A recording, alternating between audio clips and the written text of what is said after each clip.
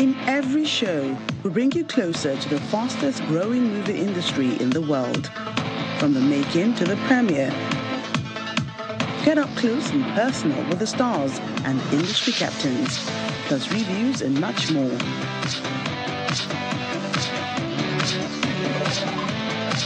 Nollywood Uncut, every week at these times.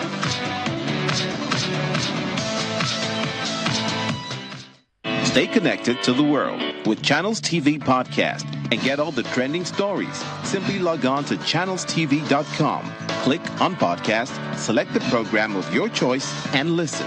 Our podcast is available on Apple, Google, and Spotify. Tap the expertise you trust. Touch the stories that touch you. Anytime, anywhere.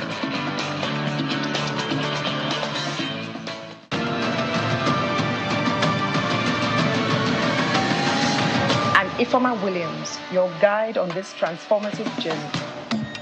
Welcome to Transform Her, the first of its kind on-air coaching program exclusively on Channels Television. I define a product as that perfect thing that people are ready to part with their money for. In a male-dominated environment,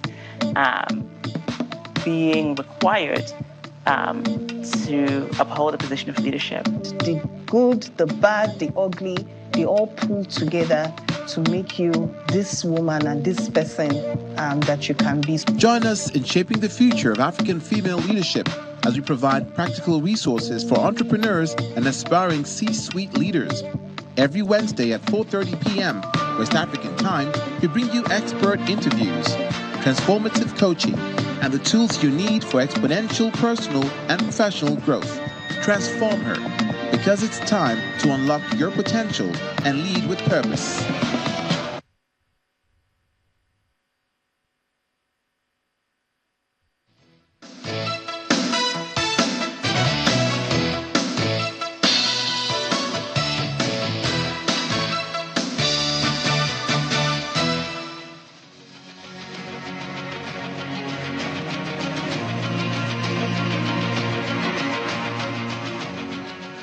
It is 30 degrees centigrade in Abuja, around the Federal Capital Territory.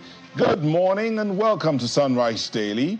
It's a really bright and warm day, mostly cloudy, as the weather forecast will say. It's a day to Good Friday, just the day that Christians celebrate Holy Thursday, and we're bringing you the skyline of Kuje, a suburb, or one of the area councils here in the Federal Capital Territory, a fully developed suburb, more or less. But I think the link roads now are being worked on. You can't see that in this visual, but just yesterday, the minister was on an inspection tour of Kuje Area Council. And that's it right there, just about 30 minutes away from Abuja Municipal itself. Good morning and welcome this beautiful Thursday morning. I'm Maokwe Ogun Yusuf. Well, clearly he forgot to mention his name. His name is Nyota Egbe. I'm Ayo Makinde. Good morning and welcome to Sunrise Daily. And what you're seeing right now is Kuje in Abuja, not too far from main town. But I'll be taking you somewhere different. Well, Maokwe mentioned that it's Holy Thursday. But what you're seeing right now on your screen is the popular Bagada neighborhood in Lagos, and this iconic building is the Deeper Life Church. I think that's the global headquarters of the church right there. And look at the skyline, very beautiful, wouldn't you say? Temperature this morning is at 28 degrees in the city of Lagos. Humidity is 90%. Again, look at it. This is Lagos. Good morning and welcome. I'm Ayo Makinde. Welcome to Sunrise Daily. Now, what's happening, guys?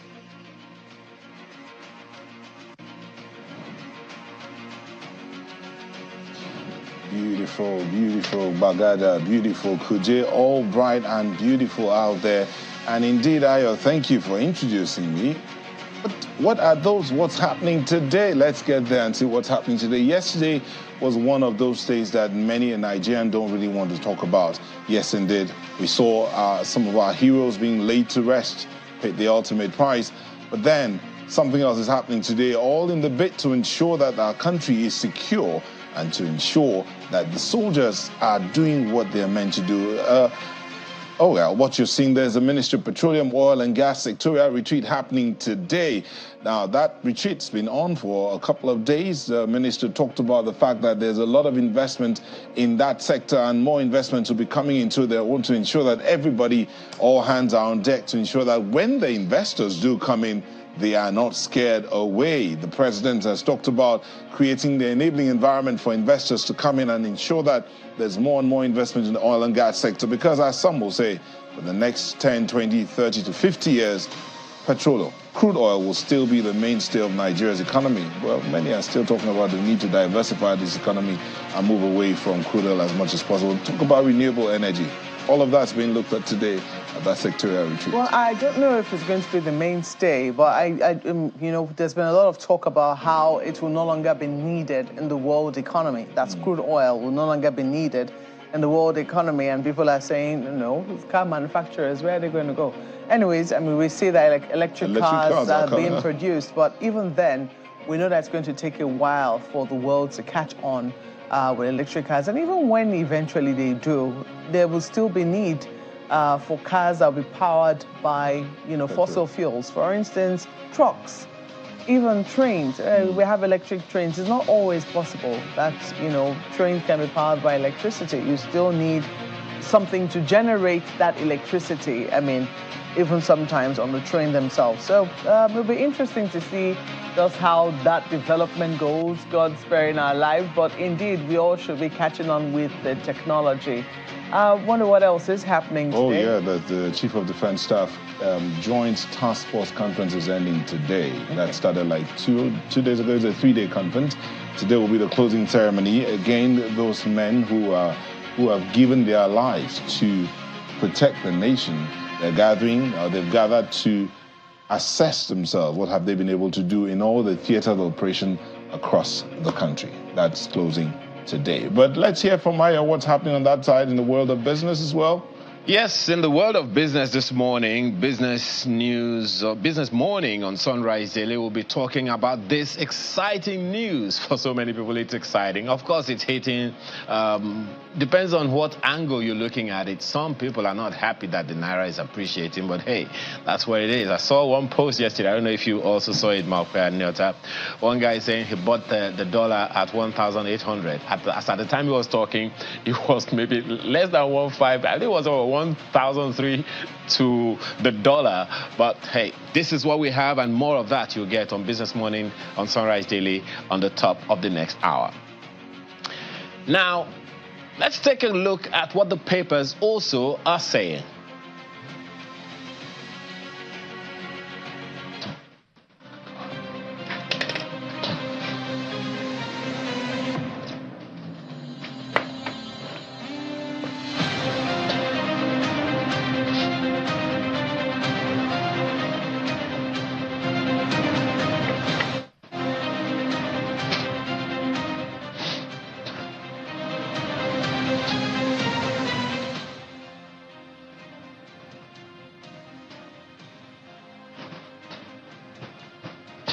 Begin a look at the papers this morning with the Daily Trust newspaper. Leads with the same story. Tears as slain military personnel buried in Abuja. Look at the riders. Heartless people took away our breadwinners. That's ascribed to the families. Deceased officers get national honors. Kids get scholarships. Details are on page 4 of the Daily Trust newspaper this morning. The pictures on the front page definitely speak more than 1,000 words. And below the pictures, rescued Kuriga students to reunite with families today. Details on the inside pages of the Daily Trust newspaper this morning. The same story leads the front page of the Nigerian News Direct today. Delta killing, Tinubu grants scholarship, free housing to families of slain soldiers, tasks community chiefs to aid military in fishing out killers. Details on page 2. A couple of papers tell the same story quite differently this morning. The Daily Times newspaper, for instance, leads with Okwama killing. Slain soldiers left behind pregnant widows, 21 orphans. That's according to the Chief of Army Staff. Tinubu offers scholarships, housing to families of slain soldiers. That picture also shows you the burial ceremony of the Nigerian Army personnel killed while responding to a distress call during the crisis between Okwama and Okoloba communities in Delta State. This event held at the National Military Cemetery in Abuja yesterday. The New Telegraph is even more vivid. Okwama killing, 3 of 10 widows, 4, 5, 8 months pregnant. That's according to the Chief of Army Staff. 21 children now orphans, as 17 slain soldiers laid to rest. Military vows to hunt down perpetrators of violence. FG offers scholarships, housing to bereaved families. Killers of 17 military personnel won't go unpunished. That's also ascribed to the president. Blueprint, dwelling on the same story this morning, leads with some kind of appeal. Tinubu to Army on Okwama fallen heroes. Pay entitlements to 3 pregnant widows, 7 others, 21 orphans in 90 days. The writer says confers posthumous honors on slain soldiers, offers housing scholarship to families. CDS, COAS assure military won't be demoralized, vow justice for victims. The outcry of the family is what the Vanguard newspaper leads with today. At burial, grieving families of slain soldiers demand justice. Details you will find on page 5 of the Vanguard newspaper this morning, and some of the writers say criminals should not be allowed to live. I leave my son's killers to God, Major Obi's mother. My son was planning to marry before death came, says mother of Corporal Peter Hammond. Tinubu urges Okwama elders, chiefs to fish out culprits, warns military against reprisal attack on innocent people, and several other writers to that story. The Daily Independent newspaper leads with politics this morning. LP defies protests, holds national convention, re-elects Abure. Well, it will seem like the dust hasn't quite settled on that issue. Look at the writers. Reserves 2027 presidential governorship tickets for Obi. OT urges Tinubu to take drastic steps to save economy from collapse. That's the lead story of the Daily Independent newspaper. Of course, it also has the Okwama killing story right there. The Leadership newspaper is next. And what do we have? Convention neck meeting. Opposition in disarray as PDP LP sink deeper. Details you'll find on page 4. We didn't monitor Labour Party's convention. That's according to INEC. OB-OT lawmakers absent. Subterranean forces controlling PDP leadership. That's ascribed to Senator Suswam. Of course, he was our guest yesterday on Sunrise Daily. The Guardian newspaper has this on its front page this morning, and it's also talking politics. 2023 election expenses a year after. INEC, APC, PDP, 14 others mum on financial disclosure. Details of that you'll find on page 6 of the Guardian newspaper this morning. The angle of the Guardian newspaper to the Delta killings is a quote ascribed to the president. Military carried out no reprisal in Okwama, other communities. And take a look at the Nigerian Observer this morning. Edo 2024. INEC confirms receipt of names of 17 political parties' Guber candidates to publish full list March 30. That's the list story of the Nigerian Observer today. And these are the lead stories of the papers this morning. And indeed, the leads on the papers are just the one on the Guardian newspaper is the one that takes the, how do you say it now?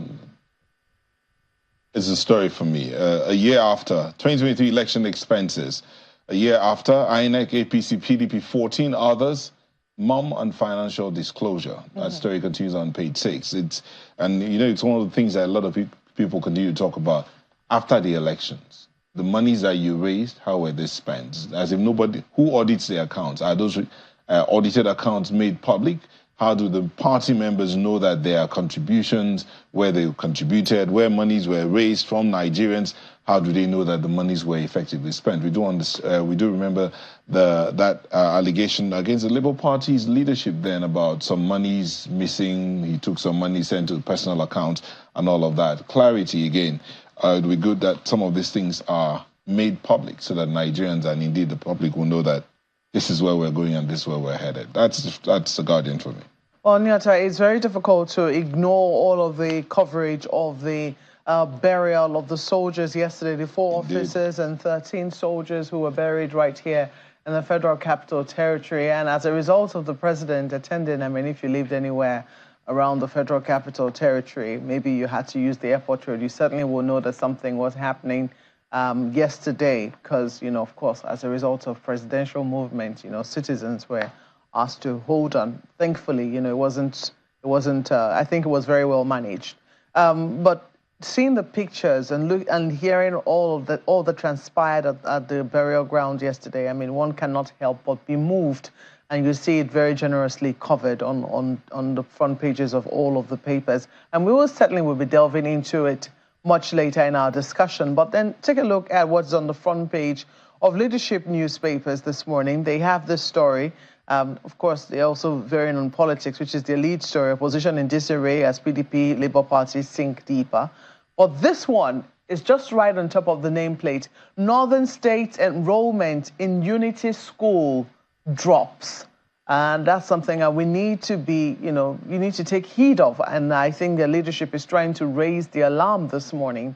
That's not a headline that should be glossed over. That is something that should be interrogated.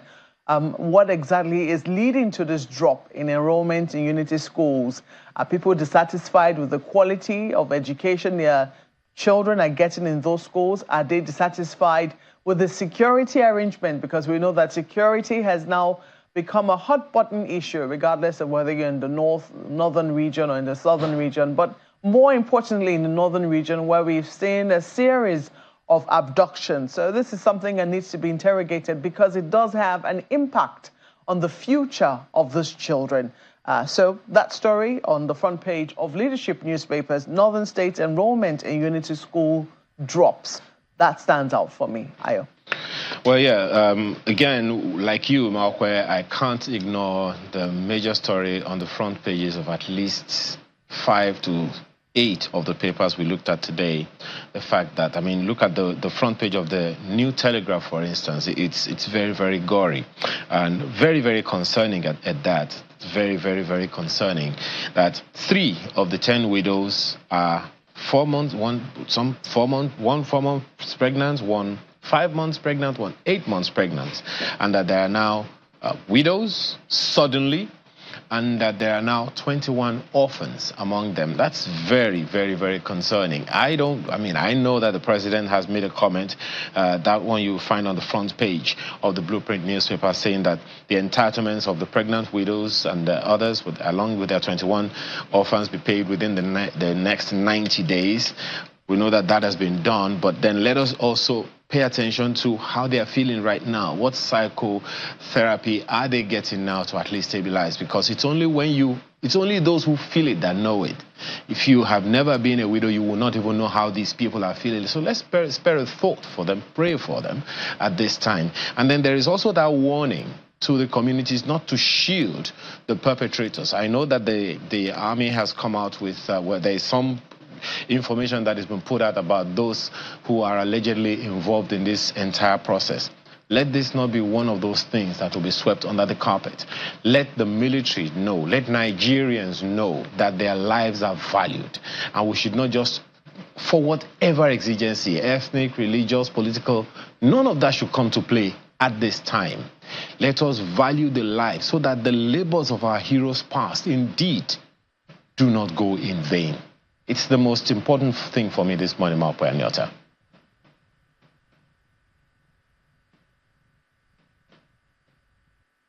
Oh, well, Ayo, indeed, there is so much out there, so much of pain, and the family members, the families of the deceased military officers, our hearts are out there with our condolences immensely. And indeed, all that the president reeled out, their awards, their scholarships, as much as those are welcoming, there is no how do you say it now?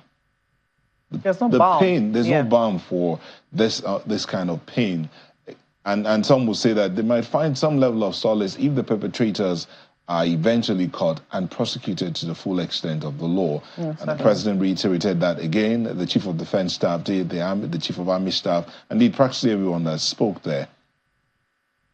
An attack on these men who were out there on a peacekeeping mission.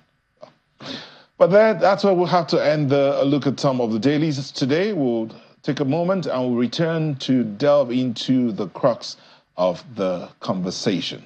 and is centered around the security of this nation, the lessons to learn, and to ensure that the efforts and the labors of our heroes past are not in vain. We're back in a moment.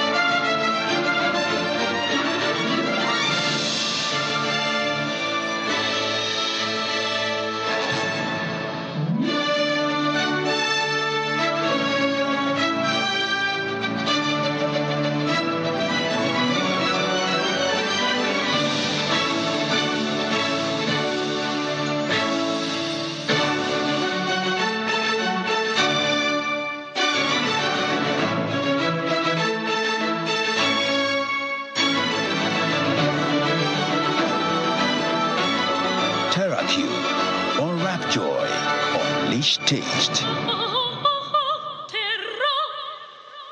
Do you know that you can now print all your essential items for events without even having to leave your home? It's the Cast Prints Combo Deal for all events. Yes! Weddings, conferences, birthdays, burials, etc. Starting from 495,000 Naira only. You get 50 invites, 50 A2 size posters, 50 16-page brochures, 1 large backdrop banner, 1 roll-up banner, 50 jotters with pens, and 50 souvenir carrier bags. Whatever event you're planning, we can adjust to your budget and quantities. Just send your pictures and other information through WhatsApp, and we shall send a design for your approval. Approve your design, and we will produce with super high-quality digital print technology. We can even arrange delivery to your location. Call us now on 0913-156-5016 or 0812-794-9323 or visit our social media pages. Cast Prints, digital printing at super speed.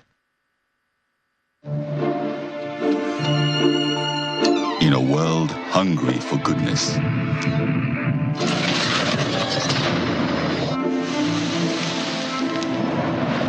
with a splash of golden terra oil, a mom can transform a frown into a smile. Make a lunch hour a happy hour. Change no thanks into yes please. Provide care when our nearest and dearest needs it most. And resolve family feuds without blowing a whistle. Providing tasty, nourishing family meals is all that matters. The world needs moms, because where there are moms, there is hope, happiness, and love. Golden Terra Oil, or pure love. Imagine lovely meals you can cook with these ingredients. You spend heavily, but no guarantee of a tasty meal. Not making a right choice of seasoning cube can ruin your meal, money, and confidence. For a tasty meal, do not compromise. Choose Gold. Use Terra Gold for the rich, consistent taste your loved ones crave for. Good for soups, stews, and jollof. Terra Gold. 1 cube, endless possibilities. When you look at our armed forces is a force for good. We are deployed across the country for a reason. And that reason is obvious to all, should be obvious to all. For the protection of our citizens and the restoration of peace where there is none.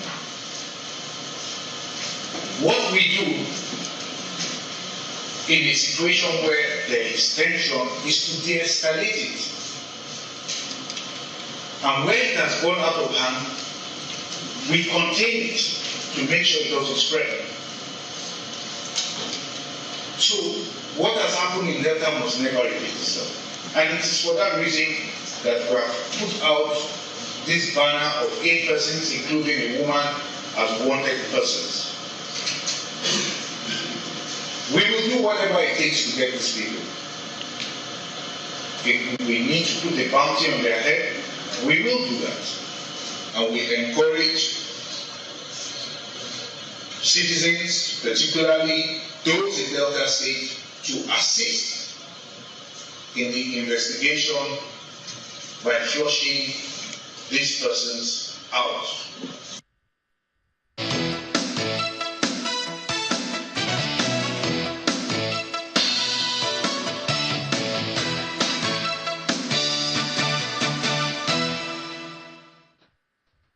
We begin this conversation this morning with Colonel Yomidare, retired security officer of the Army, former director, Nigerian Army Legal Services, and he's also a security consultant. Thank you for joining us. Thank you, Ayo, for having me on board. The spate of insecurity is one thing, but the killing of soldiers who are on the job of ensuring security, in this particular case, containing insecurity and going on a peace mission. The burial and all of the activities in recent time is what many people are talking about. For you, what's the most striking thing so far? The president has spoken and made some appeals and made some declarations.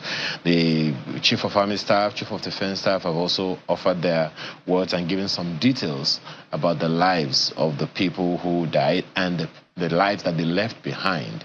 And there's also the opinion of the members of the family that, look, we want justice. These are the situation. One of the mothers said, my son was going to get married in not too distant future. In all of this, what is your take? What stands out the most for you in all of this conversation? Well, Ayo, thank you very much. And I'd like to say at this moment that this is very, very sad, and I wish to pray that the souls of these departed gallants rest in peace. It is most unfortunate that we are experiencing this, because when you look at the military, Section 217 of the Nigerian Constitution spells out the role of the armed forces, which, amongst others, is to suppress insurrection and to act in aid of civil authorities. And then there's also a rider to that, and any other thing that there might be, any other role that might be assigned them, by the National Assembly, the president, with the approval of the National Assembly. Now, having said this, you see, when soldiers get out and they want to prepare to go to war, aside the enemy, their objective, they see the populace as friendly forces. They see the populace as friendly forces. And in the instant case, the soldiers have been called upon to help make peace in this community where they have communal crisis between two communities. So they got up and they were going there, which is part of their constitutional responsibility or duties. And what I see play out here is an ambush. They went into an ambush, and who organized the ambush, unfortunately, is the friendly forces. One of the belligerents, one of the community who felt they feel aggrieved. And the soldiers were murdered in cold blood. They were not only murdered, but their corpses were so dishonored. It was a heinous crime, the way I say it. And thank God, people have been talking about this. People have been expressing their views, some for the military, some against the military. Well, in situations like this, you know, and especially maybe from the community where this has taken place, they want to defend themselves. But to my mind, and I believe to any sane or reasonable mind, there's no justification for this kind of killing, because these are soldiers. Because ordinarily, if they were to engage the whosoever the faceless murderers are, they won't overcome trained soldiers. But on this instance, these soldiers are going to make peace, to restore peace. But let's keep fingers crossed, because investigations are ongoing. Are you hopeful about the investigation? Yes. Oh, very hopeful. Very hopeful. How so? Well, because even from the expression, look at the burial yesterday. I mean, the president had to even bestow honor onto these gallant soldiers, and their families are going to be taken care of within the next 90 days. So, unlike what we have been saying, the president has given an order. He has given a presidential order, and I'm sure the army headquarters is not taking it lightly. And now the defense headquarters itself, they've moved in. People have been declared wanted. And all I can say is Nigerians, and especially the community, should try as much as possible, you know, to cooperate with the military. One cannot rule out and say that, oh, this community is a bad community. No.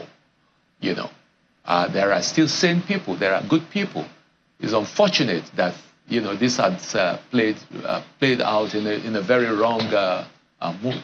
You talked about the burial that took place yesterday, which the president personally attended, and yes, that needs to be underscored. Absolutely. To make it known that it is something that the Federal Republic of Nigeria, not just the federal government, but the entire Federal Republic of Nigeria considers very, very important. Yes. For the president himself, who is also the commander-in-chief of the armed forces, yes, to attend personally, I think that is very significant. Very, very significant and commendable. I salute the president for that gesture. Yes.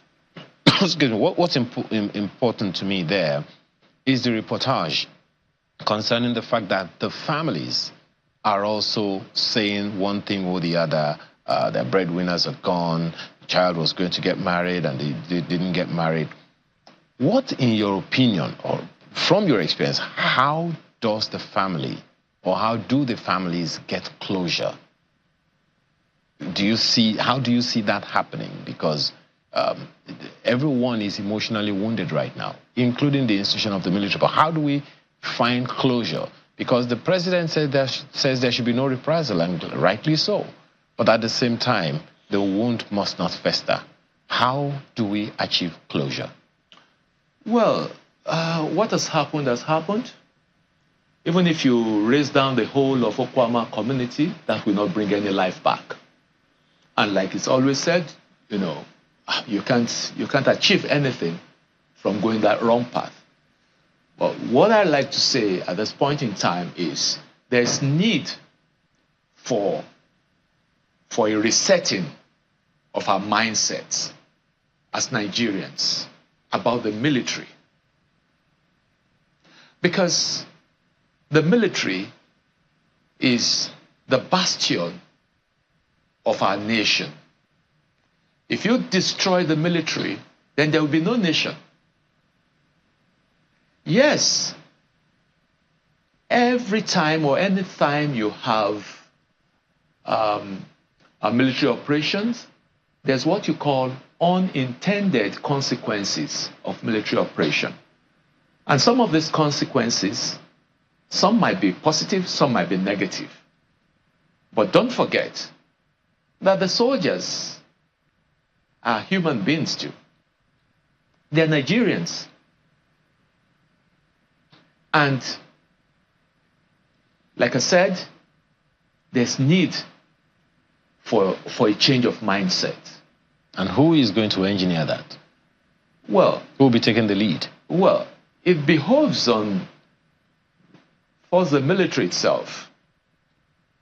So when you have crises, when you have situations like this, when you have incidents like this, lessons, there must be what you call, a post-mortem, an appraisal of what has happened. And what are some of the lessons that you think may have been learned from this experience? Well, some of the lessons, I believe, is, in the first place,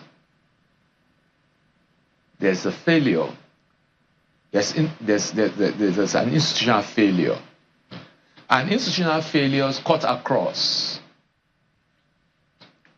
It cuts across from the military, from the federal itself down even to the institution, the military.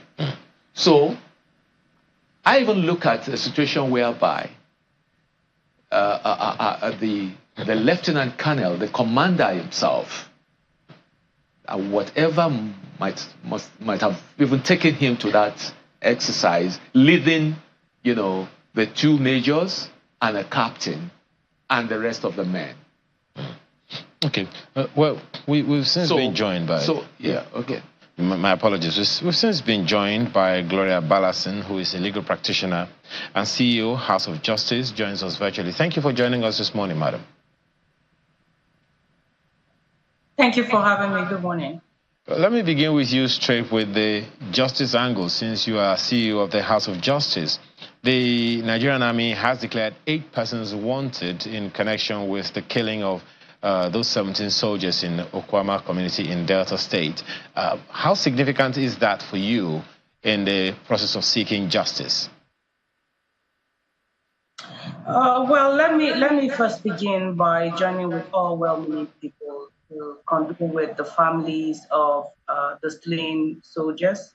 No Nigerian who does not have to die should die. We've lost too many people, and having 16, 17 more is 17 too many. But that said, I think it's important that the process of justice is activated. We are glad that the route that was taken during the Zakibiam situation is not the route that the military is taking right now. This is being hopeful that the lessons of what transpired in Zakibiam has been learned, because when the military went to Zakibiam for the Operation No Living Thing, more than 200 people were killed when about 17, 19 soldiers were killed in Benue. And if that repeats itself in Delta, it will be terrible. And so we welcome the process of justice that is being activated. The news is that there are some people who have been invited so far to give information. We hope that they will be treated in accordance with the rules of engagement of human rights, so that they themselves do not become victims and made to confess, perhaps under pressure or under duress. I think that the military is intelligent enough to conduct this process in such a way that we can arrive at justice. That said, I should quickly also add that in this conversation, we must also discuss the need for the rights of all human beings to be respected, including the parent right to life. You would recall that on the 3rd of December 2023, only last year, over 300 civilians were killed in Chudunburi in Birnin-Gwari local government in Kaduna State via 2 airstrikes. As I speak to you, that conversation seems to have muted. And the Nigerian Army took responsibility for those airstrikes. We also want to be sure that the effort at finding justice doesn't just end with the death of the military officers, the 17 military officers who were killed in Okwama and Ughelli local government, but that also that extends to civilians everywhere. There are also lessons that we need to really learn. This should be a teachable moment. I listened to Colonel Dare as he quoted Section 217 of the Constitution about what the duties of the Nigerian Armed Forces is. The need to protect Nigeria from external aggression. They need to also protect the territorial integrity of the country, and also for them to suppress insurrection where the president, through the National Assembly, invites them. Years ago, it was Paul who wrote and said that the soldier should not be involved in civilian affairs. And I think that saying comes true even now. We have seen a lot of our Nigerian soldiers being involved in civilian affairs. I think that this is really a moment where there needs to be a retooling and also reevaluation of how the Nigerian army is being used. We have seen, especially in recent times, that Nigerian soldiers are even used as escorts for civilians. And I think that is lowering the rank and the honor with which we hold the members of the Nigerian Armed Forces. Particularly also when we look at the Delta State incident, the issue that seems to be coming up is that it was an issue of land. And one is one to ask, was the National Boundary Commission involved in this process? Were there people who were skilled enough to handle these processes of negotiation? Were they brought in? What really transpired? It's difficult to say without any investigation being done. But what we want as a country is a situation where we de-escalate this wanton loss of human lives.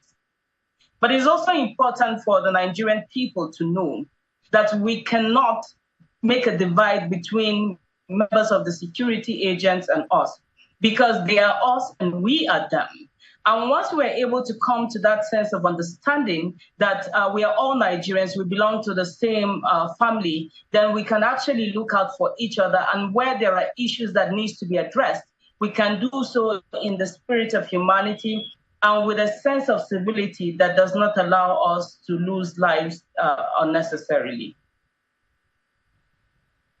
Well, a very interesting perspective you've brought into the conversation, Madam Balasane. I'm just, a little. I would like you to expatiate more, because I know that speaking with human rights lawyers, I mean, this is a very, very emotional moment for all of the country to see not just soldiers, but people who symbolize the authority. They symbolize much more. To this country, their caskets are draped in Nigerian flags when they're being buried. I mean, the president attending to show that he's truly the commander of the armed forces, and that he truly cares about the forces. Some people have said, look, this cannot be just any other death. It's much more than any other Nigerian dying. I know that this might be a very controversial, and maybe I don't know if this is the appropriate time to talk about this, but in this regard, it shouldn't there be so much more? I mean, we've heard the president talk about how the people who carried this out should not go unpunished. This scenario in Okwama, isn't it very different from the situation in Tundubiri, which you've tried to also highlight? Well, except if we want to say that there is any human being that is more human than the other, which I disagree with. And this is not just my perspective. I think all of us can all be agreed that we are all human. But there is a sense in which the symbolism of 17 soldiers being killed in the process of trying to foster peace becomes jarring. And that I agree. But then also, you see, any country that is unable to account for the loss of one person will not be able to account for the loss of 1 million. When I bring the issue of Tudunbiri, we're talking about close to 300 people who were killed via 2 airstrikes. And in between those 2 airstrikes, there was 30 minutes in between. So if the first one was a situation where it was mistaken, you also want to wonder what happened afterwards. But then Colonel Dare spoke about post-mortem. We still haven't had a post-mortem of what happened in Tudunbiri. Who did what that caused such loss of human lives? I mean, however you want to count it, when you count the numbers 1 up to 300, you're counting a lot of people, And so with that, you also don't want to create a country where any set of people will feel entitled to violence. And it's because as a country, we have not learned to account for these kind of situations that they continue to occur. The justice system itself has not, and when I talk about justice system, I don't mean the courts. I mean, what is the process of accounting for this kind of situations? Have they been clinical? Have they proven to be true and transparent? Because if we have had in the time past a situation where those who do the crime do the time, innocent people are excluded from being held accountable for things they do not know, then it's going to help in terms of the process of justice. But we have not seen that. So let me be able to say in clear terms that no lie is greater than the other. And this is not to advocate for anybody being killed at all, not the military, not the civilians, not anybody. But we also need to evaluate the backstory. What are some of because there's an entire ecosystem of insecurity in our country. That is the insecurity that causes the loss of 17 soldiers in Delta State, or the insecurity that causes the loss of close to 300 people in Chudimbiri. There is an entire ecosystem. Who are those who are creating this situation that fosters the insecurity system that leads to this killing? Because if we're not able to find out the instigators, the collaborators, the perpetrators, the sponsors of this insecurity, we're just going to be treating just the symptoms, but we will not be able to get to the core of the issue. So it's important that we get to the root of the issues. Where did the rain begin to beat? Once we're able to get to the root, then we will now begin to see how we can walk through that up to the process where we find justice for the military, justice for civilians, and justice for anyone who is a Nigerian. Let me take this to Colonel Dare. Interestingly, he's also a lawyer, even though he's a retired soldier. Colonel Dare, I don't know if you agree with Ms. Ballason here on the points that she has made in terms of a system that a total lack of accountability in our system, which seems to force people to want to take matters into their own hands. And maybe that's the reason why, you know, in times past, we've heard situations like Zaki Biam, we've heard situations like Odi, you know, where we did not really have a process. Now, this has happened. Some people have said, oh, let there be an independent judicial panel, let there be, you know, a joint effort between the Delta State government and the federal government. You know, all manner of propositions are being made. Do you think that this gaping hole in our justice system and our accountability system is sometimes what also forces fear among citizens?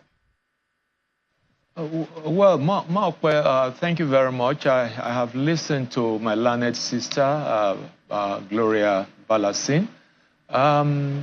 She spoke specifically about the Kaduna unfortunate incident. Well, you see, some of these things, like there are unintended consequences of military operation. It was an accident. It was an accident because there's nowhere that the military, whose role it is to even protect Nigerians, to protect lives and properties, will now go and start to kill the people that they're expected to protect. So it was an accident. And these things happen even in the sophisticated world. You know, accidents do happen. Sometimes, you know, when there are crises, when you have this situation of war, you are not able to identify, to pinpoint exactly who the enemy forces are. So it was just one of those unfortunate incidents, and I'm sure that the military has expressed a lot of regrets over that.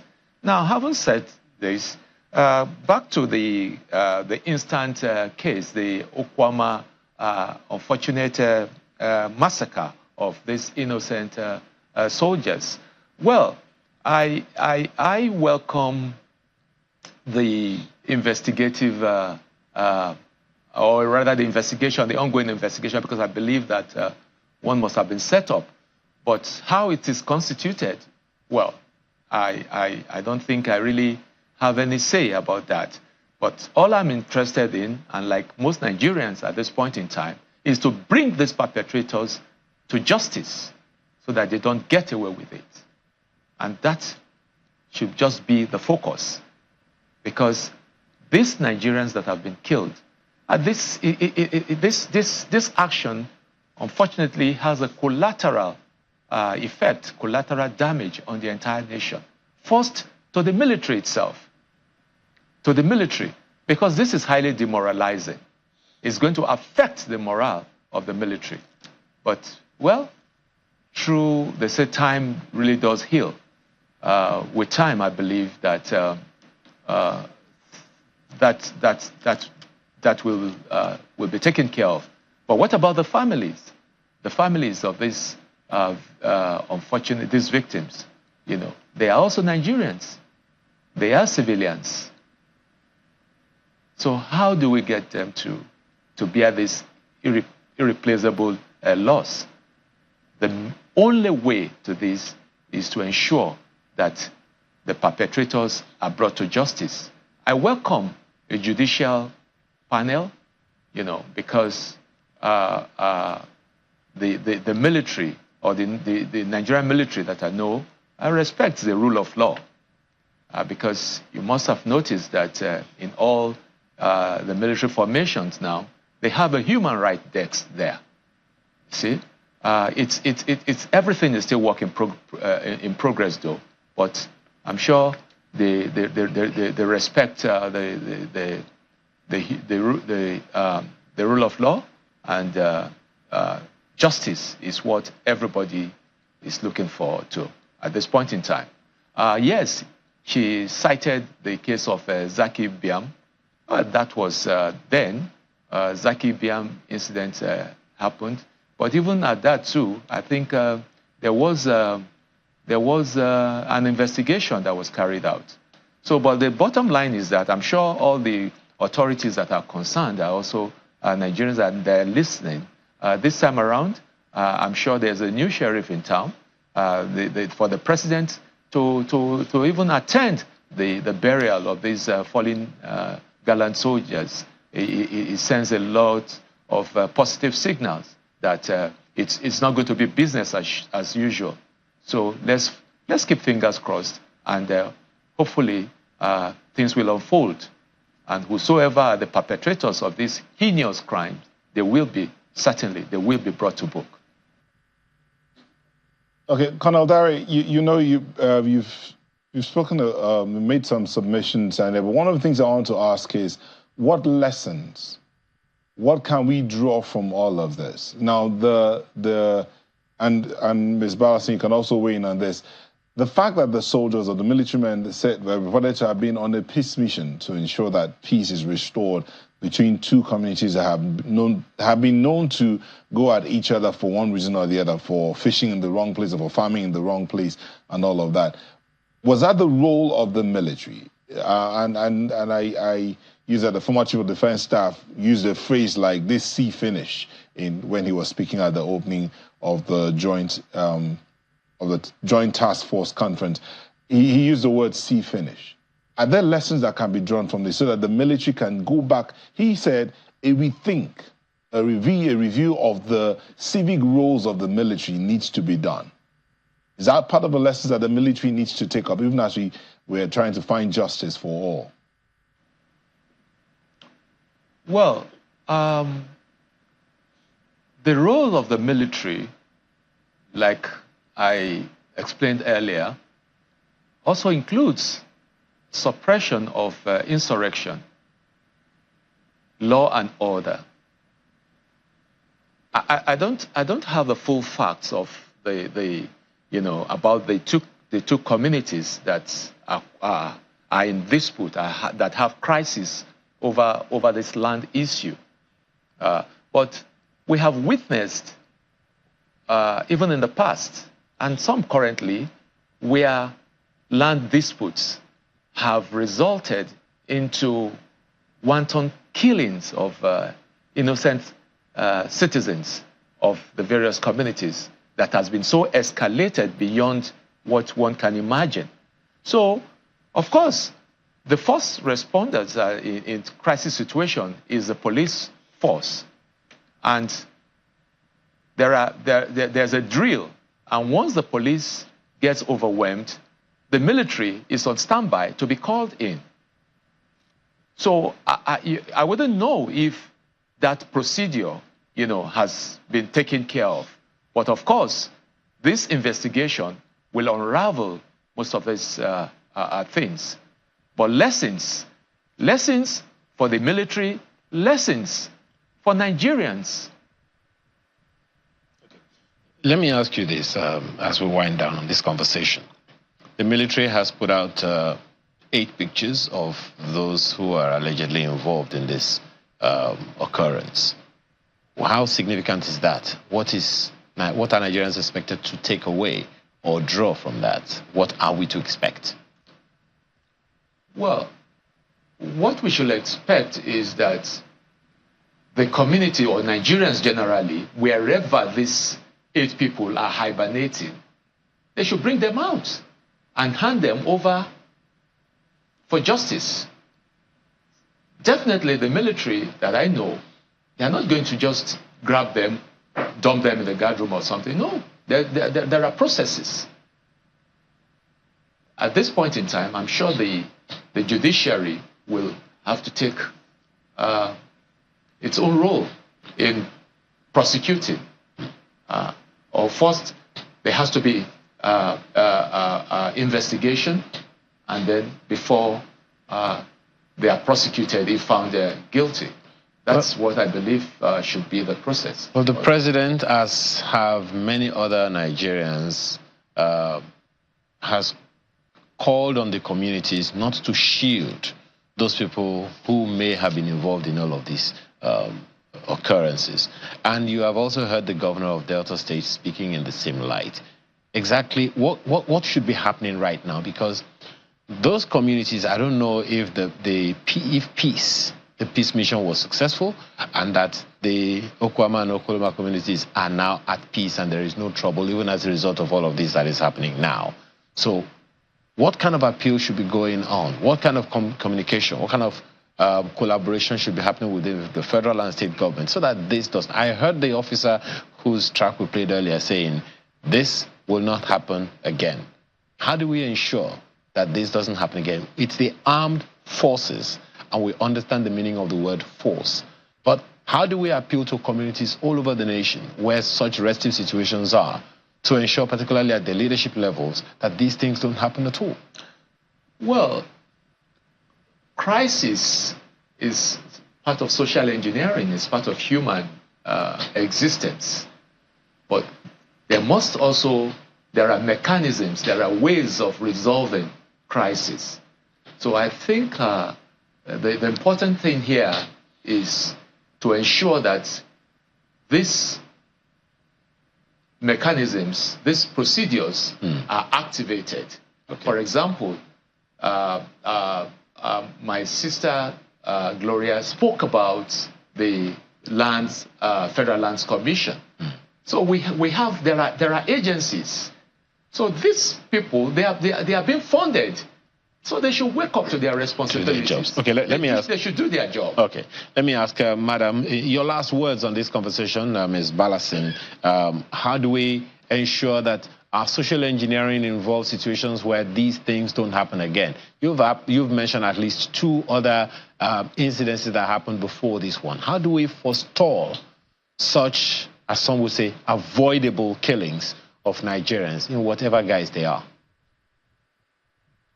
I think at the very root, we need to look at security merchants are. There is an entire industry for insecurity in Nigeria, and this is something that we have been unwilling to review. We don't have a capacity problem, we have a real problem. Whether it is the issue in Delta or the insecurity around the country, who are those who are benefiting from fueling this insecurity? Can we now unmask them? We've had people, for example, there was Shegumi who was speaking about the terrorists and talking about how that they have not been attended to. You see, once we begin to call people who carry out criminal activities and we convert them to freedom fighters rather than who they are, Then we design a template of saying that as a country, we want to profile our country as one where those who wreak the highest havoc should have the highest attention. And so we must take the spotlight from those who are wreaking this havoc by bringing them to book. That is at the root level. The other part is that there is a need for relevant agencies to move into engagement where situations occur. This is not business. This is, we want to solve problems. So those who are most equipped should be called in to address these issues.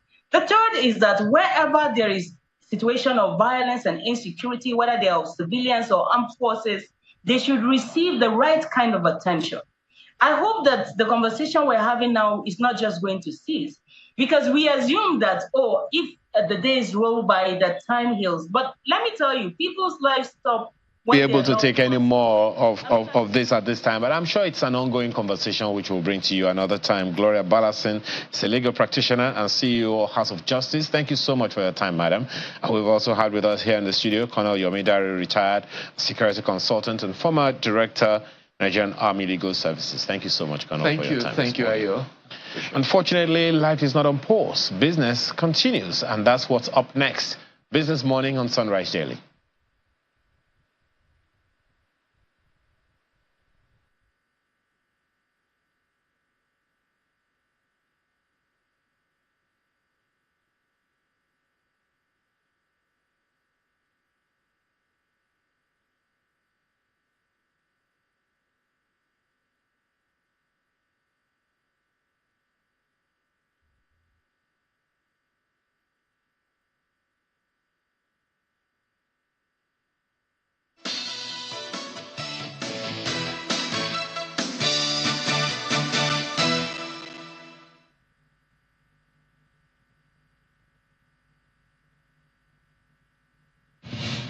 We live in an era of massive innovation, true ideas that impact every industry and society, cutting-edge technology that gives you a glimpse of the future, intuitive minds that meet the demand of a revolution of talent.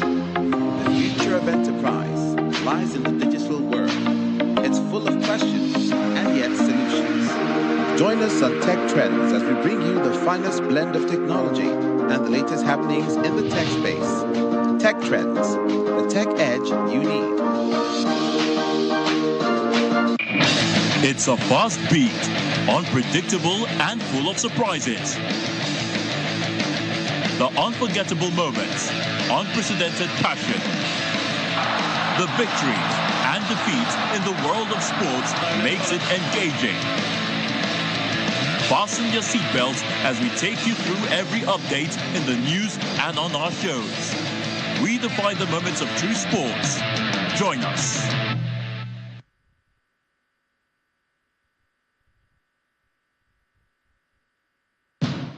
Big tech wasn't really here. What have they seen in the past 10 years, which is making all of them want to put their HQ here? If you're a business that sees itself growing global, we'll definitely need some sort of like boosts. We need to tap into those existing networks that these big tech companies do provide.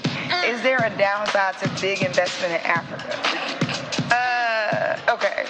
It's a tricky question. We want to be like Amazon, we want to be like Google. Like, this is not, we are not looking to sort of be just another player. For me, big tech is something highly controversial. I see the value of it, but I also see that Africans should stop playing second fiddle to some of these organizations and have the confidence to start building our own technology. They've seen how we are using the limited resources we have to solve real problems. They've seen indigenous tech startups achieving things that took them years to figure out.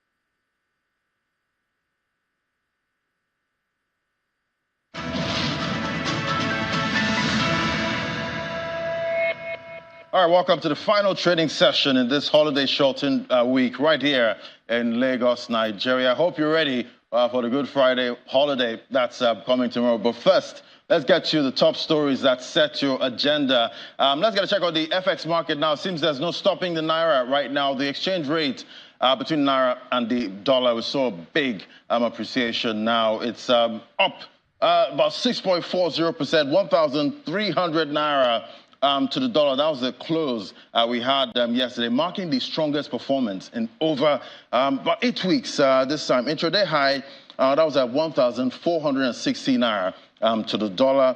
Data from the FMDQ also shows intraday low. That was at 1,200 Naira to the dollar. So we're still seeing this strong rally from the dollar. Now, from the Naira, actually, the total turnover for the day was $416 million, marking the largest, that was the largest Forex volume recorded since February 6th. That was about $465 million. That was reported in that previous session. Well, another commodity rallying at this time is gold. Gold prices steadied, as investors digest comments from Federal Reserve Governor Christopher Waller on interest rates. Investors just want to know when they're going to get the first interest rate cut. But gold is not holding off, 0.28%, $2,219 per ounce. But we see silver on the flip side, marginally down by 0.07%, $24.73 per ounce. But palladium is not looking bad, still holding up above the $1,000 level, 1.92% at this time. So we're seeing a flat movement for the U.S. gold futures, though that's about $2,193. Let's get a quick check now. Switch it over to the oil market. We're seeing oil prices up today. 0.34%. And we're seeing the U.S. grade. That's holding up $81.76 a barrel, 0.50%. Or Brent, $86.38, up 0.34%. So we're still seeing a lot of volatility in the oil market, but it's looking like we're going to get a weekly positive close. That's talking about the oil market. Well, staying with oil matters at this time, we see the Nigerian National Petroleum Company Limited, NNPCL, has clarified that there's no reduction in the price of petrol and diesel at its filling stations across the country. Quite sad. But the statement by the NNPC Limited follows earlier reports of a crash in the price of petrol. The report claimed the NNPC Limited had crashed the depot price of petrol from 640 Naira per litre to 570 Naira per litre. According to the company, the earlier reports are false and misleading and urges Nigerians to completely ignore them. NNPC Limited reaffirms its commitment to maintaining the current supply of petroleum products across all its retail outlets in the country. Well, we'll move on to our first conversation now. According to the MBS, in recent months, the cost of healthy diet has risen faster than general inflation and food inflation.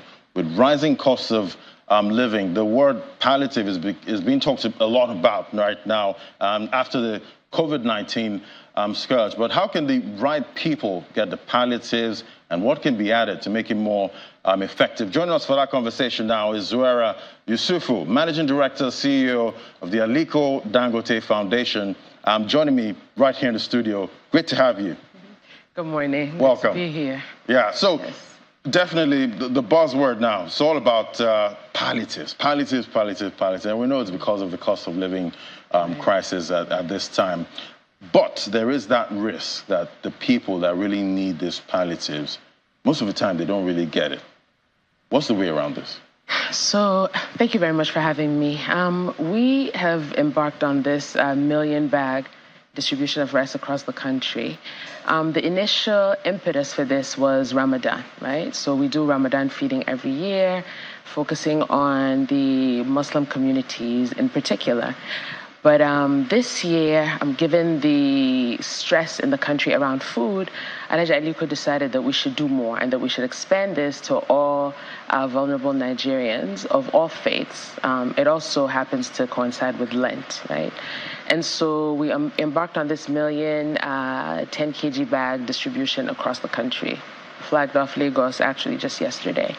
So how we're doing the distribution is we're partnering with organizations and NGOs that do this as a matter of course, that do distributions, right? So here in Lagos, and I have my little reminder of all the organizations that we work with, but we're going to be distributing this food through One Ummah, Kokun Foundation, Lekki Muslim Ummah, Lagos Food Bank, Romi's Life Support, Form One, and a few other organizations that really reach out into the community. In Kano, we work with Hizbah. And this is an organization that is in the communities. They drew up the list. We worked together, 1,000 people in each community, etc., validated, and with a very orderly distribution process. So it's absolutely possible to do. That's how we're doing it. And that's how we're making sure that the food gets to the neediest, because we're actually working in partnership with organizations that do this. Yeah, because it would be quite annoying, because you see palliatives being spread, distributed around, but you are hungry and you're not getting any of that food. So that can be quite frustrating. But we're seeing corporates actually getting into this palliatives distribution at this time. Talk to me about how it can be done.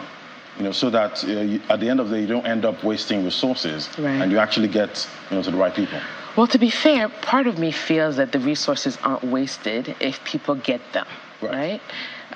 It's a different kind of waste, right? If you donate and things don't get distributed, that's another form of waste, yes? So for people to get it, you just have to be very clear and organized about how you distribute. We work in partnership with the states. It's not like we're doing this by ourselves and we're just, jumping in the states and getting NGOs. We work with the state, with the local government, and with the NGOs that have the capacity to deliver in the communities. So we have specific structures. I mean, you'll be very impressed. I think we should have sent you videos of how, the distributions have gone so far in Adama, for instance, yesterday, how we're going to start doing it here in Lagos. And, I encourage you to come with us and to see how the distribution is actually going. It's orderly. It's done by, you identify the beneficiaries in advance. So in a community, right, the leaders know who they're going to be distributing the bags to. Issue a voucher, you show up with your voucher and you get your bag on a specific day. So there's no queue, there's a queue, but there's not it's not a free-for-all kind of setup. And so we were very specific to design it that way, because the goal is to really reach 1 million vulnerable households in Nigeria, in all our 774 LGAs, regardless of faith, in this holy month of Ramadan. And we know some other corporates might be looking to actually, get involved with this. What do you think should be the first step, if you're a corporate looking to, get involved in helping the less privileged at this time? I think there's so many things that people can do. The needs are many, right? It's not just food. People need everything. If you think about medical supplies and medicine, common drugs that people are struggling to get, the cost of, let me not call any brands, but the cost of blood pressure medicine or, diabetes have skyrocketed. So what are people supposed to do?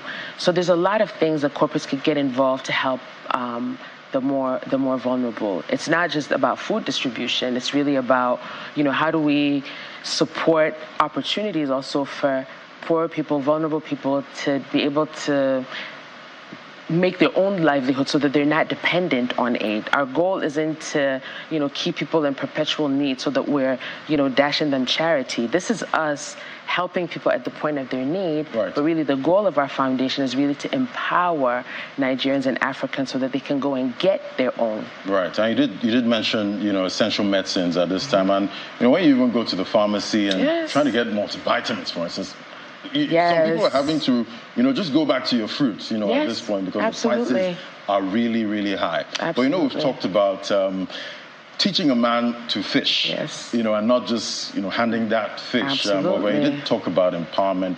Walk us through how that works, for you. All right. So, we're all familiar with the concept. You can, help people forever. First of all, you'll never be able to help everybody. Right.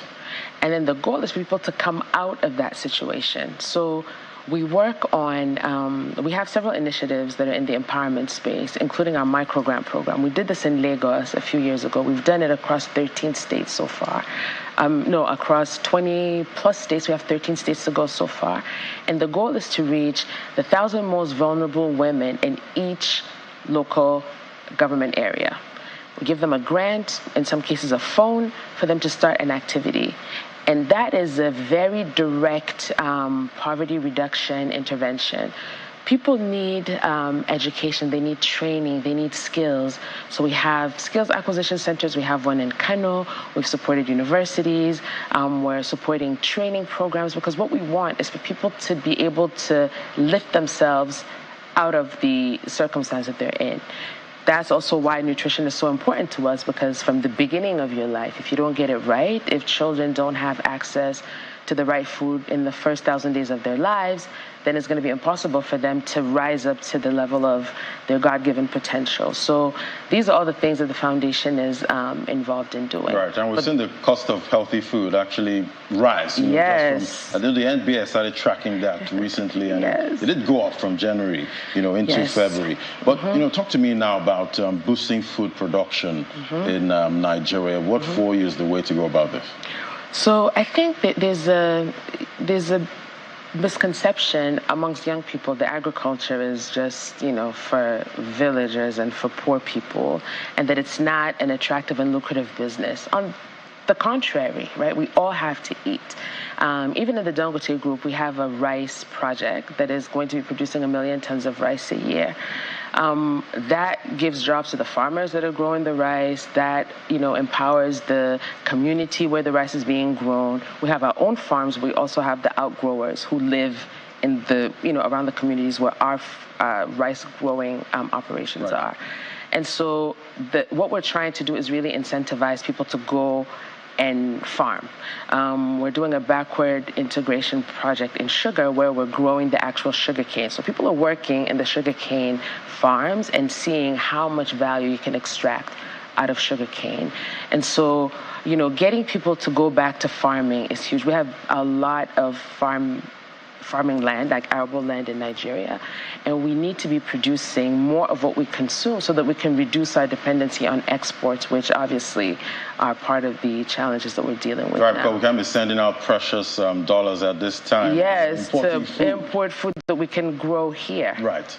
So definitely, what are you seeing, going forward?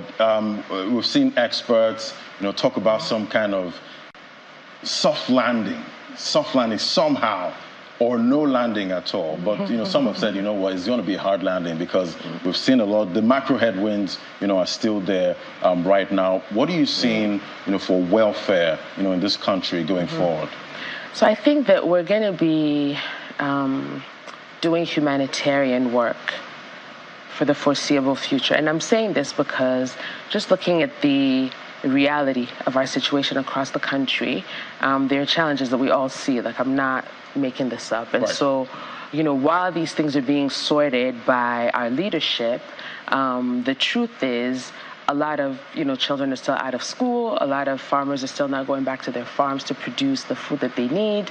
So there's a lot of need that we need to address immediately. And so, even speaking with the governor of Lagos yesterday, he was saying how, they also are doing a very big palliative drive and, really trying to support people, because right now, in the near future, the needs are really still quite severe. Right. And definitely we're hoping, going forward. Of course. We don't have to work with palliatives. Of course. We don't ever want to have to say palliatives again. Exactly. We never want to say, get rid of that word. Food. So yes, we need, everybody to just be working and, taking care of themselves and doing what needs to be done. All right. Thank you so much. It was great having your perspective. Thank you with Zura Yusufu, Managing Director, CEO of Aliko Dangote Foundation. It was great having your perspective today. Thank you so much, Lady. All right. All right, so we'll take a break now. When we come back, I did talk about the Naira rally, at this time. We're going to break down what's driving that rally. That's the moment. Just stay with us.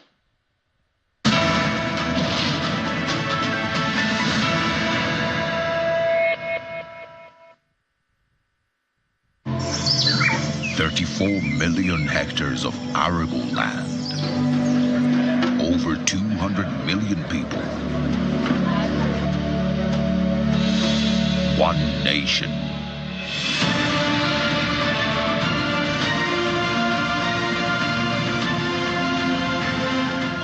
Africa's fertilizer company.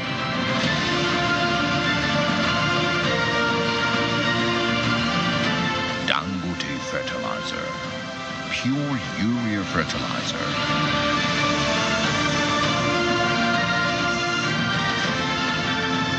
With one single-minded passion to feed Nigeria.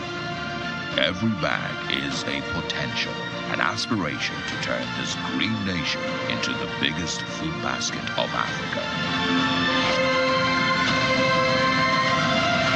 Dangote Fertilizer.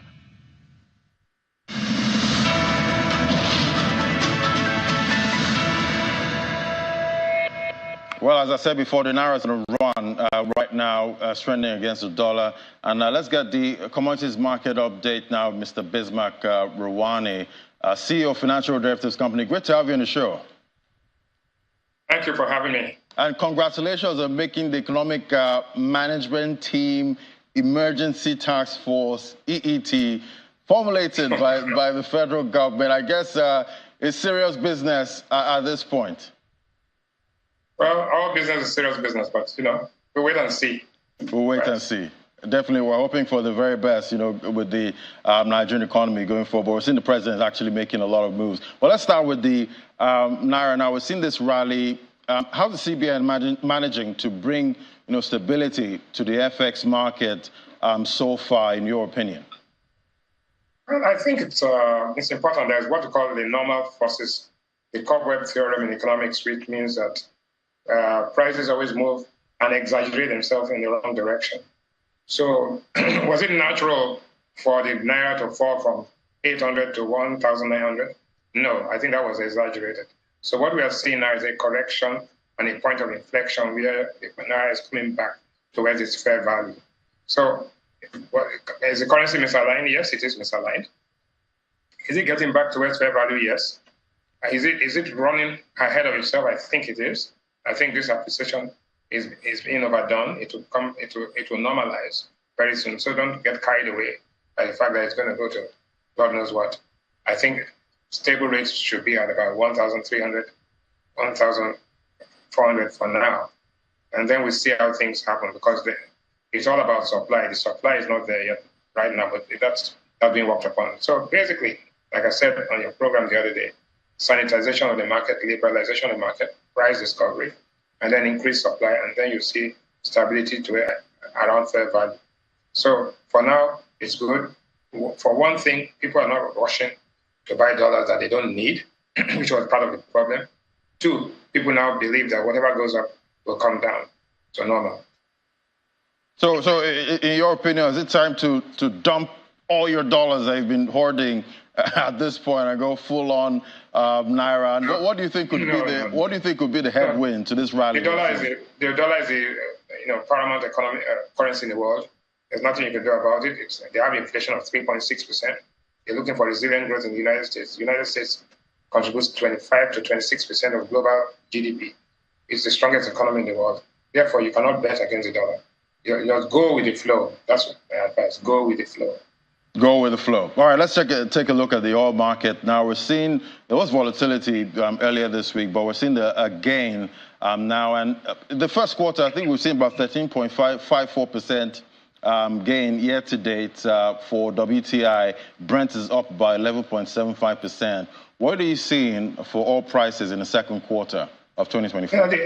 The projections are, at least for the quarter, are at about 75, 78. But at 86, we are ahead. And therefore, it's good for us. It's good for oil producers, especially oil producers that don't have the challenges that we have. So our projected price in the budget was lower than that. So we have some headroom. But our production, which is more important, is beginning to increase. Even though the production that is increasing is from the less revenue accretive assets. So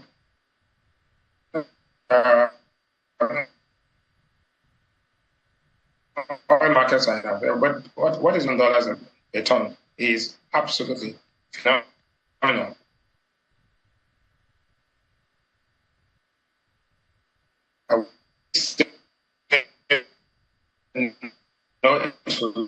Stay there. All right, Mr. Rewane, I guess I lost you for a bit there. Accra began to be the largest cocoa in the world, then Nigeria. So Nigeria is number 5. Nigeria is projected to do 250,000 tons this year. The weather is good. This year, the species that we have are good. So that's excellent. Frankly speaking, everybody is saying, and the cocoa producing area should be billionaires by now. But like they say, we never know what happens. All right, so definitely we're seeing rally now for cocoa prices.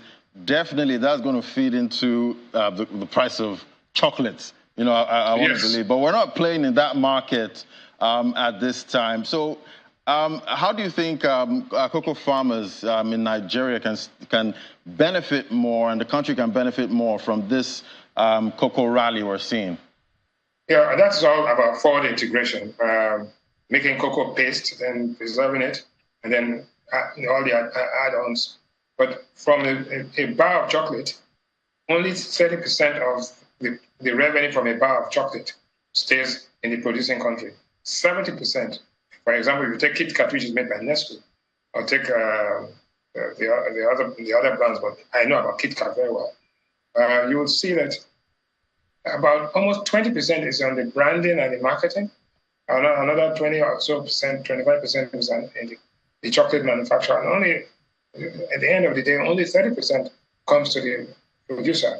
And even from the production end, the guys who do the commodity traders like Cargill and others make a big spread there. So there's no alternative but to integrate forward, to go into light manufacturing, and then fix your infrastructure, like we've said it so many times. And then all the others will fall in place. Ivory Coast is now the world's largest producer of cocoa, the world's largest producer of cashew. It's also going to play in the space of coffee. Nigeria, there's no reason why Nigeria should not participate and benefit. As a matter of fact, Ivory Coast has now agreed to join OPEC because they found oil there, large reserves of oil. So very interesting days. The days of the giant of Africa dominating Africa are fast coming to an end. All right, let's hope at some point Africa can also play in that chocolate value chain. Thank you so much for coming on, Mr. Bismark Rewane, CEO, Financial Derivatives Company. Thank you so much, and congrats again. Thank you for having me. All right, we'll take a quick break now. When we come back, we head straight to the markets. So stay with us. The Dangote Petroleum Refinery is going to be the largest single-train petroleum refinery in the world. Dangote Industries have enormous confidence in the potential of Nigeria. Africa is like an unexplored gold mine. We know there is huge opportunities here. What makes this project different than others is for sure the size. This project is transformation for the country and for the continent, I would say. The Dangote fertilizer plant will transform the agricultural sector. We go for the state-of-the-art technology. It will help to create employment and to reduce the massive demand on foreign imports. It's going to have a major impact on the lives of the Africans. It's a moment of great pride.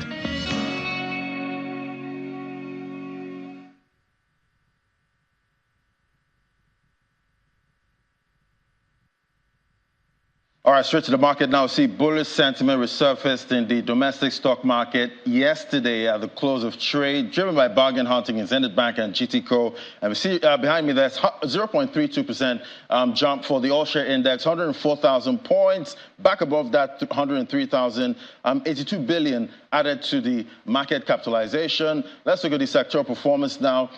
We're seeing trading activity quite strong, 33% up for volume. Deals, that's up 18.08%. Sectoral performance, we've seen the oil and gas counter again. That's unchanged. Consumer goods down, just like the previous session, 0.11%. But we see financial services getting a lot of attention, 3.01%. That's for the banks. Insurance, also financial services, 0.12% up. Let's look at the top trades for yesterday. Access Core, we did get their results yesterday, and it was quite good. And we're seeing 83.6 million units traded yesterday. Zenith Bank, 53.2. So it's the financial service again, topping the trades. That was yesterday, and definitely looking forward to how the market closes this shortened holiday week. Is the last trading week for last trading week in this month, and definitely we're heading into the second quarter. That's where we're going to see the next trade, and we'll see how the market actually plays out. That's it for Biz this morning. I hand things over now to the Sunrise Daily team.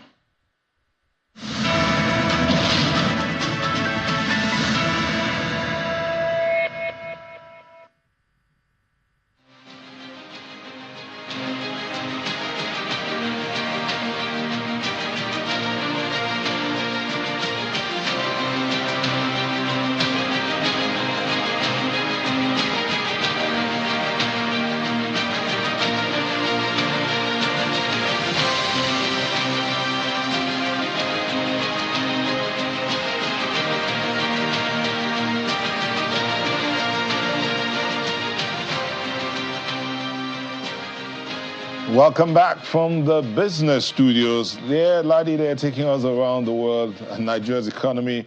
And again, you saw Mr. Bismark Rewane there doing what he knows to do best, laying it out clean and square. Nigeria, the economy, and where we're going. But staying with the economy here, the president yesterday set up what was called the Presidential Economic Coordination Council and Economic Management Team. Okay, sorry, it's not done. Economic Management Team Emergency Task Force. It looks like a lot of words, but they have a lot of work to do. So let the words come in and let's see the work done. But that's what we're looking at in this segment of Sunrise Daily, and to help us understand exactly what's happening here and what's going to happen, what they're likely to be doing, the implications of this new team that the president has put together. We have Mr. Laulu Akonde, who's of media aide to the former vice president and a journalist as well. Former media aide to the former vice president and journalist. So thank you for joining us. Thank you. Good morning. And how are you doing today? Very great. Looking sharp. Thank you. So, that news of that council that the president put together, and of course, the team was drawn from public and private sector all together there. Right. How did that come to you? Well, I think the first thing is that, so the president, again, has demonstrated that he is quite responsive. So the need for some kind of better coordination of the economic direction of government, seems to have been confirmed, with the formation of the Presidential Economic Coordination Council, and then trying to make the economic management team more visible, now having a task force.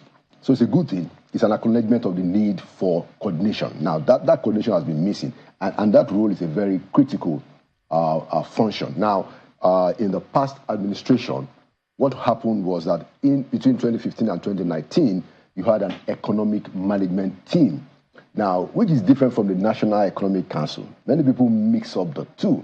The National Economic Council is where all the governors of the states come with the governor of central bank, led by the vice president, and their role is to advise the president on the coordination of national economy. Now, that is different from the role of an economic management team. An economic management team is an arm or a unit, so a body of the federal government, that deals with day-to-day management of the economy for the federal government. So it's not a council that is advisory. It's really, hands-on. And that was what happened between 2015 and 2019. Now, in 2019, then President Buhari dissolved the economic management team, and there was no economic management team in the sense.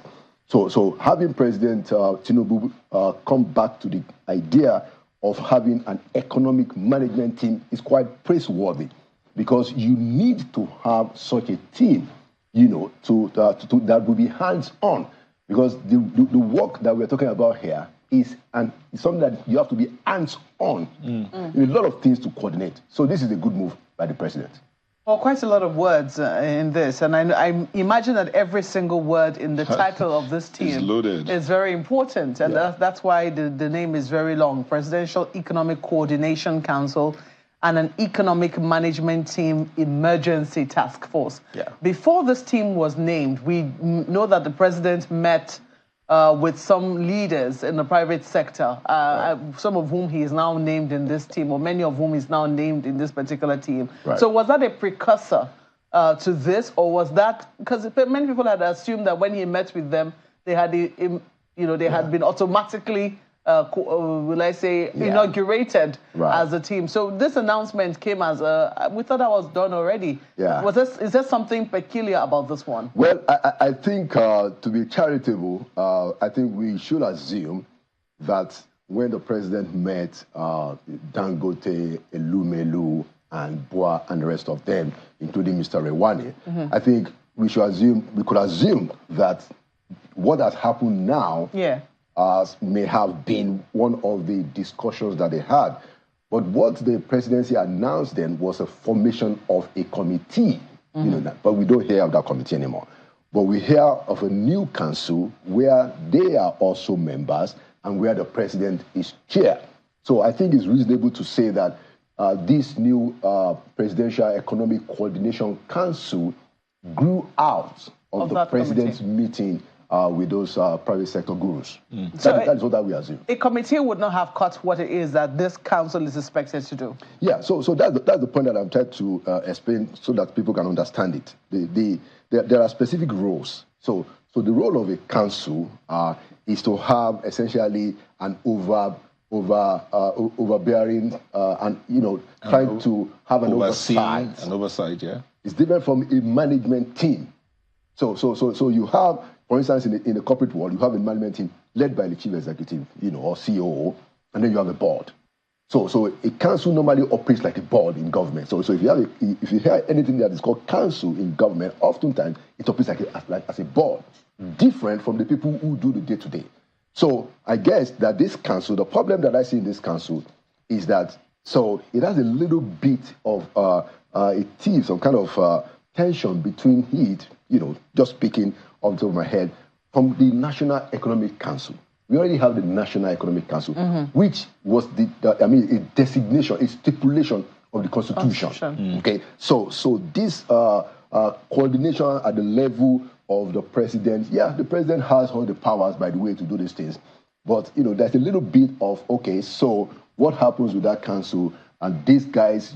How do you manage ensure? Yeah, but I guess it's something that is manageable. And you see that the VP is also the vice chair of the council. Well, it's a good thing that the VP is a part of this, because we know that constitutionally the VP is the one who chairs the National Economic Council. And we've also seen in recent times that the president sometimes attends the National Economic Council if he has maybe things to say or messages to pass.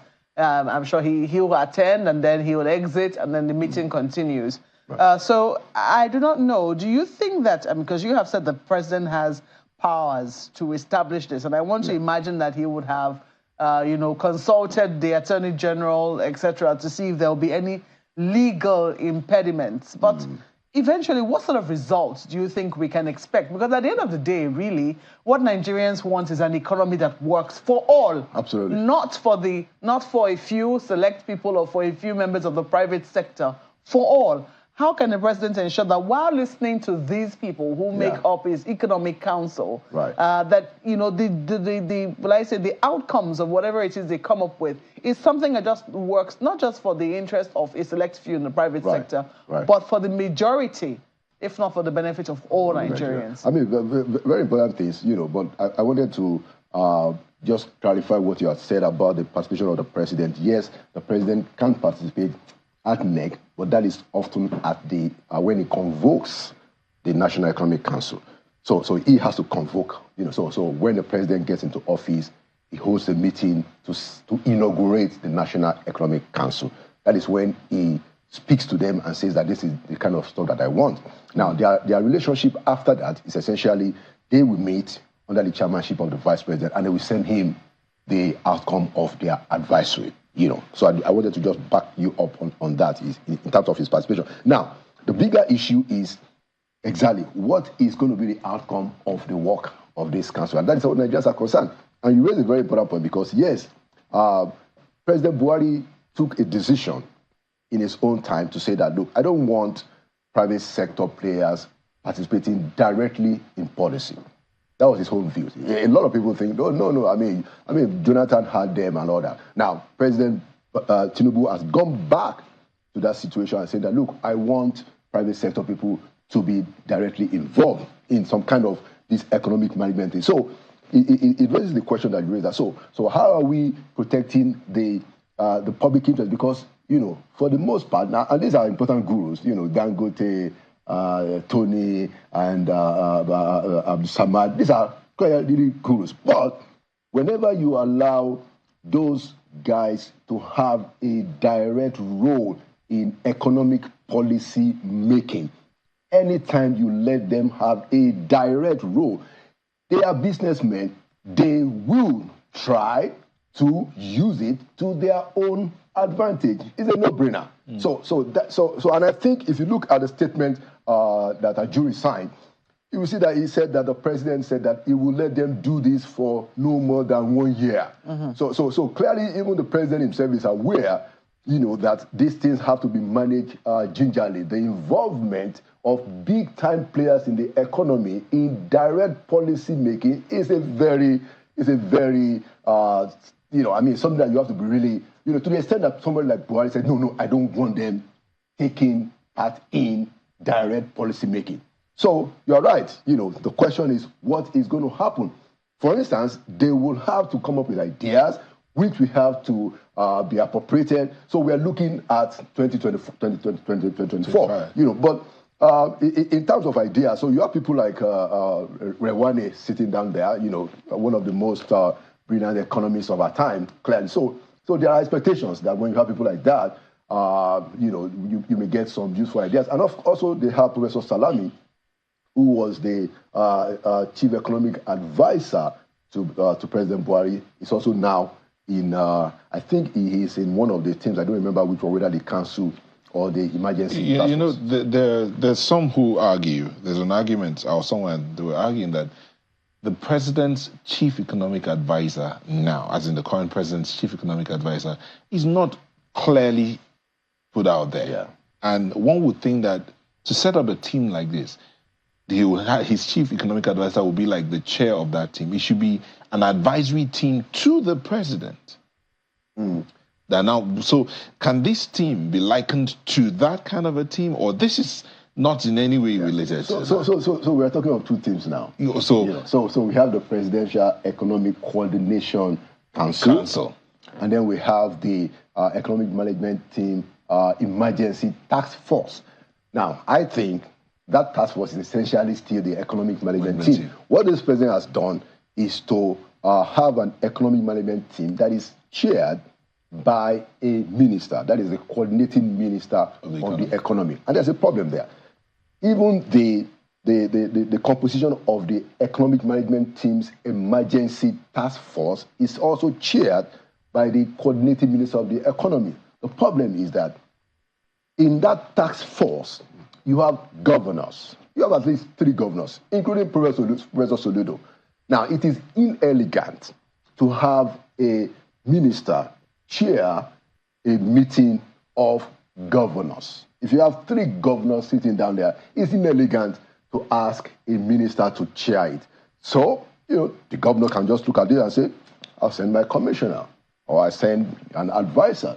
Because in the order of protocol, the governor is senior to the minister, which is why the Constitution, in the formation of the National Economic Council, where the governors come, the Constitution says the vice president should chair.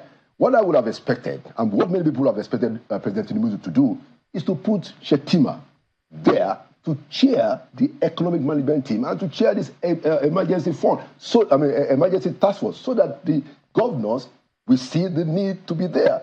So you're going to put the governors, you're kind of putting them out there to see, okay, is the governor going to sit down in a meeting that is presided over by a minister, the governor is elected. The minister is not. So in terms of hierarchy, the governor is senior to the minister. So it's curious that we don't have Shettima. Vice President Shettima ought to be the chairperson first of the economic management team, like Buhari did in 2015 and 2019, and then he ought to be the chairman, in my view, of the economic management team's task force. It should be Shettima coordinating it. The governors will go to a meeting chaired by Shettima. They may not go to a meeting chaired by a minister.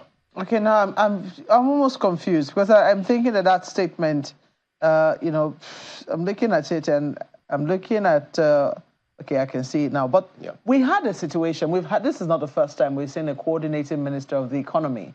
Under Dr. Okonjo-Iweala, she was coordinating minister of the economy.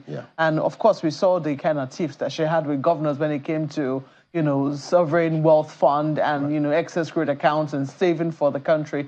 But that didn't stop her from, you know, pushing for the things that she pushed with the governors of Nigeria. And I think that with benefit of hindsight, she's been proven right for some of the things that she pushed for. So looking at where we're coming from and the urgency of where we currently are, should all this protocol and what have you be the concern of governors at this time, or should it be how it is that their states move forward and how this country moves forward, given that we're coming from an experience where we have been warned before, and it was this kind of pride and this kind of, oh no, we're not going to listen to a minister, perhaps also because she was, I don't want to bring fact that she was a woman, you know, that sort of pride that has maybe partly led us to some of the rain that is currently beating us right now. Right. I mean, very good point, Marco, and I share your sentiments, you know. But, you know, a few things. When Okonjo-Iweala was the coordinating minister of the economy, she was not the chair of the economic management team. She was a member of the economic management team. She was the chair of the technical working group of that team. So there is the economic management team, and they have a technical working group.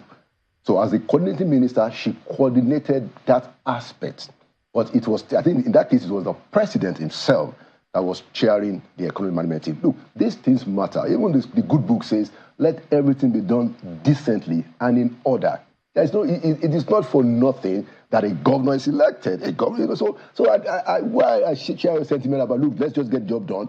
Look, there are also issues. You don't want somebody to put somebody who you are ahead of, to put them, you know, in front of you. It's just, you know, and it doesn't make the job work because the governor is a president in the state. You know, and then when you look at the caliber of people, you have Professor Sholudo in that place. You have Governor Abiodun in that place. You have the governor of Niger State. These are people that went through an election. They are the chief executive. And I want to put it very clear. I don't think it's right to expect a minister, especially because you have a vice president. What's the job of the vice president? The vice president should do that role, should convey. Look, I have been in government in 8 years. When you have a minister as a head of a Federal Economic Council committee and you have other ministers, even the ministers don't go. You understand? You know, if the president says, look, I want a committee, I want this job done, you know, this is the minister that is going to be the chair, even the ministers don't go because they say, well, I'm a minister, I'm a minister. Only very few people go. So the president has a duty to ensure that things are done decently and in order. But there is a further explanation. I'm looking at this statement now. It says the economic management team established in October 2023 and chaired by the coordinating minister of the economy and Minister of Finance serves as the working group, which perhaps, yes, working group under the Presidential Economic Coordination Council. Yeah. So if this is a subset of that Presidential Economic Coordination Council, can we indirectly say that this is a technical working committee, in which very case, much like what Mrs. Okonjo-Iweala chaired? In which case you won't put governors in that working group. You won't put governors there. And if you put a governor there and the governor sends his minister, the governor is acting properly. Look, it's about the role of the vice president. That is why the Constitution, which is the grand norm, that's why the Constitution says put the vice president as chair of National Economic Council. But there's a reason why, the president made a minister the coordinating minister of the economy. Yeah. And we know that usually what the vice president does is, what he does in his capacity, as chairing the National Economic Council is largely advisory, isn't it? To the president. Yeah. And that's the work, is to coordinate the national economy, because the governors are the one running their states. You want to have a kind of oversight on everything happening together. So you bring all the governors together, you put the vice president as the chair, and you say, advise me. That's what the constitution says. I just think that, but hey, if the president has the powers to say that I want a minister there, no doubt about that. Mm-hmm. I'm just saying that, that might just be a problem right there for the operation of the I sincerely hope that egos don't get in the way of this. And I hope so too. Because if at the end of the day, what you're talking about, something being inelegant, is the right of protocol, all of these are things that we use to massage egos. What people want right now is the result. It's the result. No doubt about that. It shouldn't that be the primary concern. And if somebody who wasn't elected is the person that has the wand, should we really be saying, oh, you are not elected, you cannot exactly tell us what to do or what not to do? Should that be where we are? No. Like I said, I share the sentiment. I'm just giving you, based on my own experience in government, I'm just telling you how things work and how, you can avoid, some of this kind of issue. But, hey, it's entirely not impossible that you might just find out the governor say, you know what, don't worry, we don't care about that. It's also possible. Well, it'll be interesting to see what exactly happens, but I don't know what implication. With all of these committees, do you think we'll have too many bodies coordinating things for the economy? And do you think the attention will be divided? I'm just trying to imagine, for instance, right now, the coordinating minister of the economy having to do his day-to-day chore as a minister of finance, coordinating other people, having to attend these meetings, and yeah, it's a lot, isn't it? It is a lot, and I think back to Neota's point, I think the president is still missing a chief economic advisor.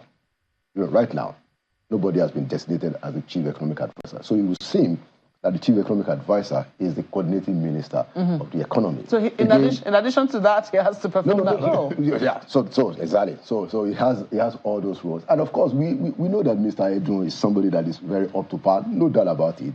Very smooth operator, knows what he's doing. And I personally believe that he does have the gravitas. I just hope that, there's not just too much chaos. So you have the National Economic Council, you have the Presidential Economic Coordination Council, you have the Economic Management Team, and now you have the Economic Management Team Emergency Task Force. So somebody has to have an oversight on all this. Let me just put it out, based on the statement that was released, says the EE, that's the Economic Emergency Task Force, yes, is mandated to formulate and implement consolidated emergency economic plans. Yeah. But then see this, to submit a comprehensive plan of economic interventions for 2024. This is the first quarter of 2024. It's winding down in the next few days to the PECC, that's the Presidential Economic Coordination Council, covering the next 6 months. So they have to do this and submit something for 2024. Again, back to the question Mark asked. Wouldn't that be too much? Because there's still the day-to-day running of the economy. And we do know that at least there's a consensus that for the economy to move forward, there has to be a nexus between the fiscal policy and the monetary policy. Right. That has to come together. Right. So with this extra load on the economic management team, now a task force, and the minister, right? How well do you think this would even play out? Yeah, first of all, you must have a lot of sympathy for the coordinating minister of the economy. Is carrying such a big load. Is the chair is the one that is essentially now the chief economic advisor, is the minister for finance. We must pray for him a lot. Now, but the reason why they must develop a plan is that right now there's really no economic blueprint. So the economic management team emergency task force has been, according to that statement by Chief Ngelale, has been mandated to develop the blueprint, that will now be considered by the Presidential Economic Coordination Council. The truth of the matter is that, look, the president can do these things by himself, but to my first point, he seems to be saying that, okay, people want me to consult widely. People are saying that, what am I doing? So, wow, let me bring all these guys together and hear them out. And the president has that kind of leverage. So ultimately, and this is my point, ultimately it will depend on the president, and in this particular case, on Mr. Edu, because government work is a day-to-day work. My counsel in the circumstances is that, look, use the vice president also, because the vice president has the convening authority that the minister does not have.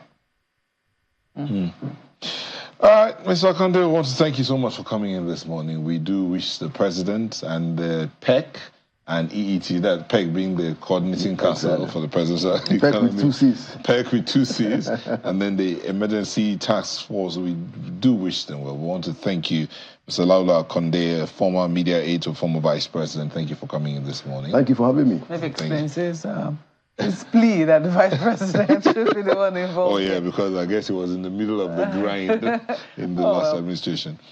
But that's where we'd have to say thank you so much for letting us be a part of your morning. We do appreciate those of you that sent in your comments, your emails. But we will not be able to take them today. But tomorrow being Friday... I'll hold him to that commitment. Thank you. Tomorrow is Good Friday. It's Good Friday, so don't worry. We'll take your feedback. It will be a good one. Thank you again. Go there and be the best of you. I'm Neota Igwe. Thank you so much for watching. I'm Maokwe Ogun Yusuf. I'm Ayo Makinde. Do have a beautiful day.